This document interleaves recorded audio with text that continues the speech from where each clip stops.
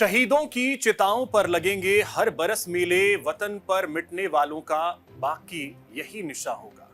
नमस्कार, आप देख रहे हैं न्यूज इंडिया, आपके साथ मैं हूं अभिषेक। कारगिल में मिली जीत के 25 साल, इस खास मौके पर पीएम मोदी कारगिल के द्रास पहुंचे, जहां उन्होंने कारगिल में पताका लहराने वाले देश के जांबाज शूरवीरों को श्रद्धा सुमन अर्पित किया।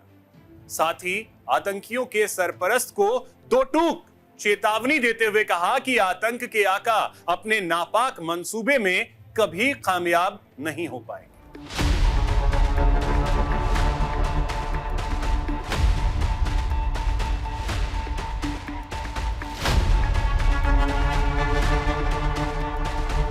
कारगिल की चोटियों पर हमारे जवानों ने अपने रक्त से जो इतिहास लिखा है, आने वाली पीढ़ियां उससे प्रेरणा लेती रहेंगी, आने वाली पीढ़ियां उसको नमन करती रहेंगी, वंदन करती रहेंगी।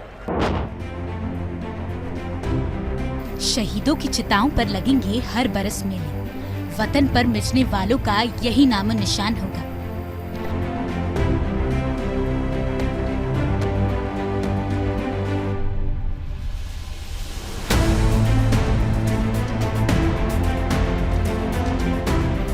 जुलाई 1999 भारत ने कारगिल में पाकिस्तान को परास्त कर तिरंगे का परचम लहराया था। उसके बाद से 26 जुलाई को विजय दिवस के रूप में मनाया जाता है। विजय दिवस का 25वां उत्सव धूमधाम से मनाया गया। ये दिन कारगिल में विजय का पताका लहराने वाले देश के जाबाज शूरवीरों को याद करने का है, नमन करने का है, श्रद्धा सुमन अर्पित करने का है, जिन्होंने देश के लिए, भारत माता की रक्षा के लिए अपना सर्वोच्च बलिदान दिया था, वीर गति को प्राप्त किया था। आज उन सच्चे सपूतों के बारे में बात करने का दिन है, जिनके नाम से ही दुश्मन थर थर कांपता था, थर्रा उठता था, जिनके पराक्रम ने पाकिस्तान को कारगिल से पीछे हटने के लिए मजबूर कर दिया था। 25 साल बीत गए जब दुनिया की सबसे ऊंची चोटियों में से एक कारगिल पर भारत ने पाकिस्तान को खदेड़ दिया था। कारगिल विजय दिवस के 25 साल पूरे होने पर रजत जयंती समारोह का आयोजन किया गया। सेना के वीरता को सलामी देने के लिए प्रधानमंत्री नरेंद्र मोदी कारगिल के द्रास पहुंचे। युद्ध स्मारक क्षेत्र में शहीद सैनिकों को श्रद्धा सुमन अर्पित किया। 1999 के जंग के रणबांकुरों को याद किया। ठीक 25 साल पहले भी वो कारगिल पहुंचे थे। उस वक्त वो अपनी पार्टी के हिमाचल प्रदेश और जम्मू कश्मीर के प्रभारी थे। उस दौरान उन्होंने कारगिल में घायल सैनिकों के बीच समय बिताया था। मुझे याद है किस तरह हमारी सेनाओं ने इतनी ऊंचाई पर इतने कठिन युद्ध ऑपरेशन को अंजाम दिया था। मैं देश को विजय दिलाने वाले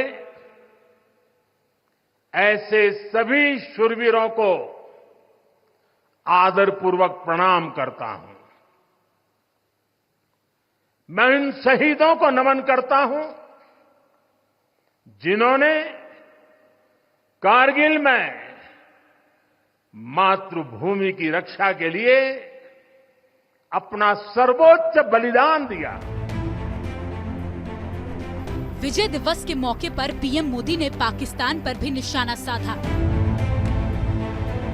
पाकिस्तान को नसीहत देते हुए पीएम मोदी ने कहा कि पड़ोसी ने इतिहास से कोई सबक नहीं लिया है। कारगिल से पीएम मोदी ने आतंकियों के आका को दो टूक कहा कि आतंकियों के सरपरास्त के नापाक मंसूबे कभी कामयाब नहीं होंगे। पाकिस्तान ने अतीत में जितने भी दुष्प्रयास किए, उसे मुंह की खानी पड़ी है। लेकिन पाकिस्तान ने अपने इतिहास से कुछ नहीं सीखा है।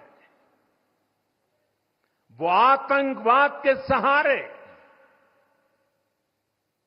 प्रॉक्सी वॉर के सहारे अपने आप को प्रासंगिक बनाए रखने का प्रयास कर रहा है। मैं आतंकवाद के इन सरपरस्तों को कहना चाहता हूं कि उनके नापाक मंसूबे कभी कामयाब नहीं होंगे। दूसरी तरफ दिल्ली के वॉर मेमोरियल में रक्षा मंत्री राजनाथ सिंह ने तीनों सेना अध्यक्षों के साथ श्रद्धांजलि अर्पित की।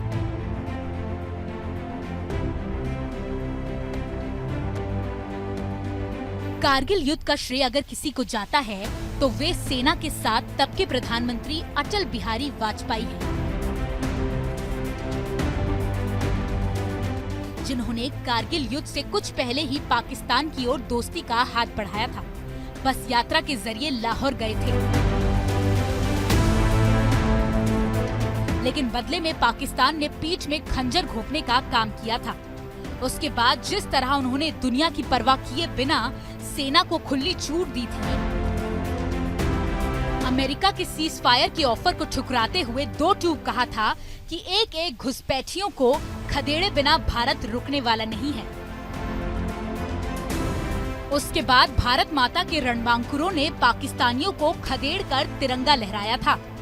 आज पूरा राष्ट्र भारत माता के सच्चे सपूतों के प्रति कृतज्ञ है, जिसकी वजह से कारगिल के आसमान में तिरंगा शान से लहरा रहा है। Nishant Kumar, news India. 26 जुलाई की तारीख इतिहास के पन्नों में हमेशा भारतीय सेना की आन बान और शान को बयां करती रहेगी।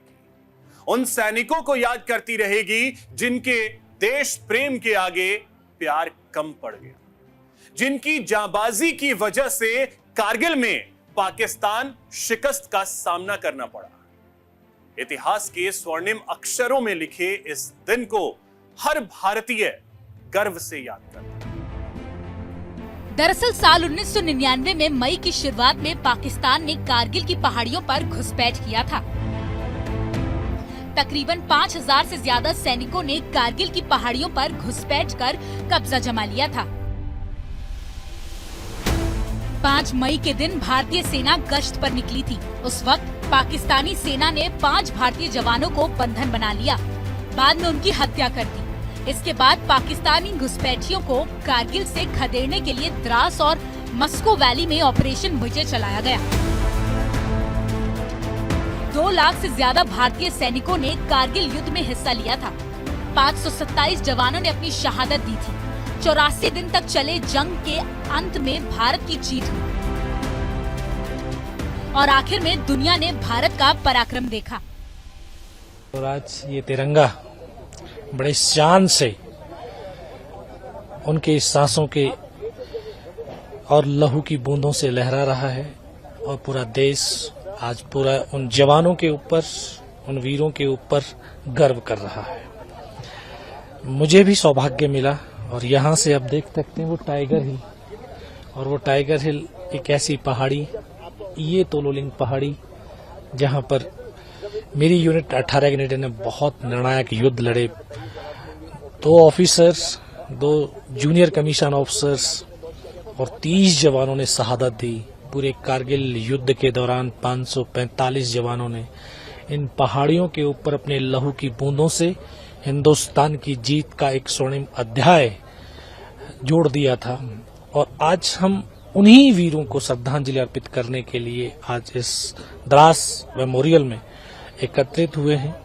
मैं उन साथियों को, अपने उन दोस्तों को यह नमन करने के लिए आया हूं। और हिंदुस्तान और भारत की आवाम ने जो फौज को सपोर्ट दिया, चाहे वो लोकल हो, चाहे वो आपका केरल का हो, चाहे नागालैंड का हो, चाहे राजस्थान का हो, चारों दिशाओं से जो देश के लोगों ने हिंदुस्तान की फौज का सपोर्ट किया, उसी की बदौलत हिंदुस्तान के सैनिक इन पहाड़ियों पर बिना कदम लड़खड़ाए चढ़ते रहे और एक ऐसा जीत जो पूरे विश्व के अंदर विख्यात हुआ, प्रख्यात हुआ और सीना चौड़ा कर दिया हिंदुस्तान का कि रजत जयंती आउट करते हैं सर। कल हम जब 100 गर्व भी था और उनके लिए संवेदना भी थी। बिल्कुल गर्व भी था और संवेदना भी थी, श्रद्धांजलि भी थी, क्योंकि जब इन पहाड़ियों की तरफ देखता हूं तो हम साथ साथ चढ़ते हुए नजर आते हैं और फिर उनकी वो खून से लथपथ वो बॉडी नजर आती है जिन्होंने अपने लहू को भारत माँ के आंचल पर गिरा करके भारत माँ के आंचल को बहुत ऊंचा, पावन और पवित्र कर दिया। और लेकिन फक्र ये होता है कि उन वीरों की बदौलत, उन साथियों की बदौलत हिंदुस्तान गर्व करता है कारगिल के युद्ध के ऊपर। निश्चित तौर बिल्कुल 25 साल के बाद आज प्रधानमंत्री जी इस मेमोरियल पर आ रहे हैं, उन वीरों को श्रद्धांजलि अर्पित करने आ रहे हैं। डेफिनेटली फौज का मनोबल बढ़ेगा, यहाँ के लोगों का मनोबल बढ़ेगा कि एक देश के प्रधानमंत्री हम जवानों के साथ यहाँ पर उस कारगिल विजय की विक्ट्री को सेलिब्रेशन करने के लिए आ रहे हैं। तो ये फौजियों के लिए गर्व की बात है और हर देशवासियों के लिए गर्व की बात है। जिस क्षेत्र में कारगिल युद्ध लड़ा गया वो दुर्गम पहाड़ी वाला इलाका है। वहाँ सर्दियों में तापमान 50 तक चला जाता है। सर्दियों के मौसम में इन इलाकों को खाली कर दिया जाता था। इसी का फायदा उठाकर पाकिस्तान की ओर से घुसपैठ की गई। घुसपैठिए के रूप में पाकिस्तानी सेना पहाड़ी के ऊपरी छोर पर बैठे हुए थे। इसलिए भारतीय सैनिकों को ज्यादा मुश्किलों का सामना करना पड़ रहा था। लेकिन ये भारतीय सैनिकों का अदम्य साहस था कि दुश्मन को मुंह की खानी पड़ी थी। 18,000 फीट की ऊंचाई पर लड़ा गया युद्ध भारतीय सेनाओं के पराक्रम की गाथा बयां करता है। 25 साल पहले कारगिल में 15,000 से 18,000 फीट की हाइट पर लड़ी गई लड़ाई में भारतीय सेना का सबसे घातक हथियार बोफोर्स गन साबित हुई। जी हां, बोफोर्स गन्स ने 2.5 लाख गोले दागे। भारत और पाकिस्तान के बीच 1999 में लड़े गए कारगिल युद्ध में आर्टिलरी ने अहम भूमिका निभाई। इसका अंदाजा इससे भी लगाया जा सकता है कि जंग के दौरान 300 से ज्यादा तोपों, मोर्टार और रॉकेट लॉन्चर से रोजाना करीब 5,000 बम फायर किए गए थे। 2.5 लाख गोले और रॉकेट दागे गए थे। इनमें से एक था बोफोर्स, जो डील के वक्त काफी विवादों में था। लेकिन कारगिल युद्ध का असली हीरो तो बोफोर्स को ही माना जाता है। एक तरह से कहें तो बोफोर्स ने तो कारगिल में पूरी बाजी ही पलट कर रख दी थी। बोफोर्स ने दुश्मनों के बंकरों को भारी नुकसान पहुंचाने के साथ साथ अपने जवानों को सुरक्षा कवच दिया। बोफोर्स के कहर बरपाते गोलों ने पाकिस्तानी सेना की रक्षा पंक्ति को पूरी तरह से ध्वस्त कर दिया।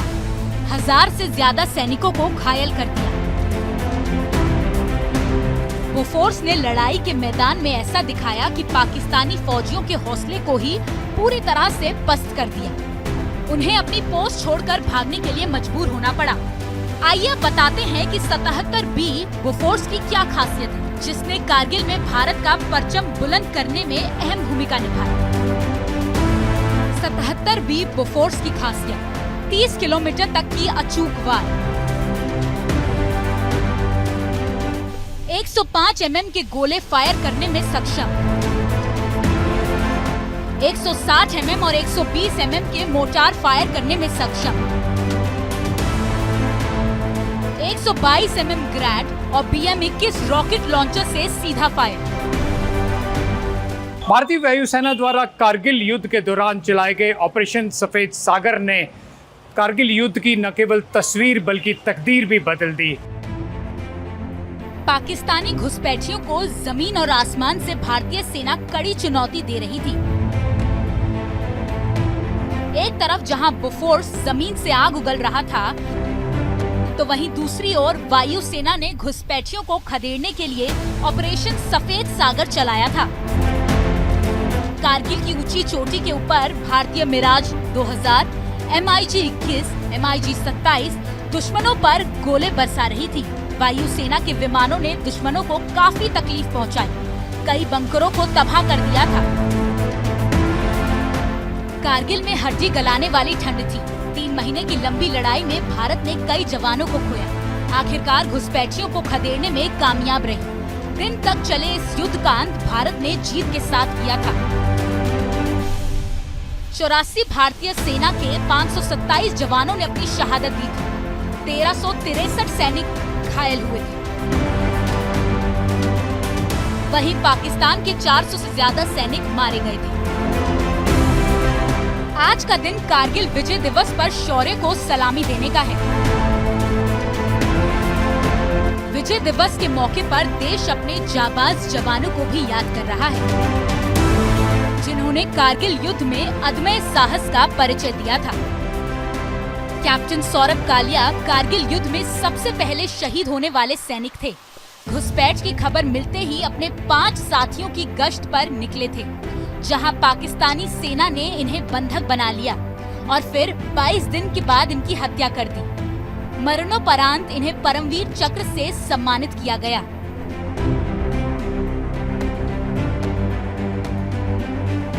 कारगिल युद्ध का जब भी जिक्र होता है, कैप्टन विक्रम बत्रा का जिक्र जरूर होता है। 24 साल की उम्र में उन्होंने देश के लिए अपना सर्वोच्च बलिदान दिया था। मरणोपरांत इन्हें परमवीर चक्र से सम्मानित किया गया। स्क्वाड्रन लीडर अजय आहूजा ने MiG-21 से पाकिस्तान सेना पर कहर बनकर टूट पड़े थे, लेकिन इसी दौरान मिसाइल हमले में उनका जेट क्रैश हो गया और उनकी मौत हो गई। मरणोपरांत उन्हें वीर चक्र से सम्मानित किया गया। 24 साल के कैप्टन मनोज कुमार पांड्या ने जौबर चौक पर कब्जा करने में अहम भूमिका निभाई थी। हालांकि इस दौरान दुश्मनों ने घात लगाकर पीछे से उनके ऊपर प्रहार किया। इस हमले में वे शहीद हो गए। मरणोपरांत कैप्टन मनोज कुमार पांड्या को परमवीर चक्र से सम्मानित किया गया था। 26 जुलाई की तारीख इतिहास के पन्नों में हमेशा भारतीय सेना की आन बान और शान को बयां करती रहेगी। उन सैनिकों को याद करती रहेगी जिनका देश प्रेम प्यार के आगे कम पड़ गया, जिनकी जांबाजी की वजह से कारगिल में पाकिस्तान परास्त हो गया। कारगिल विजय दिवस इतिहास के स्वर्णिम अक्षरों में लिखे इस दिन को हर भारतीय गर्व से याद करता रहेगा। भारतीय सैनिकों के शौर्य को न्यूज इंडिया का सलाम। न्यूज इंडिया के लिए निशांत कुमार की रिपोर्ट। तो फिलहाल आज के इस खास कार्यक्रम में बस इतना ही। मुझे और मेरी टीम को दीजिए इजाजत। देखते रहिए न्यूज इंडिया। नमस्कार।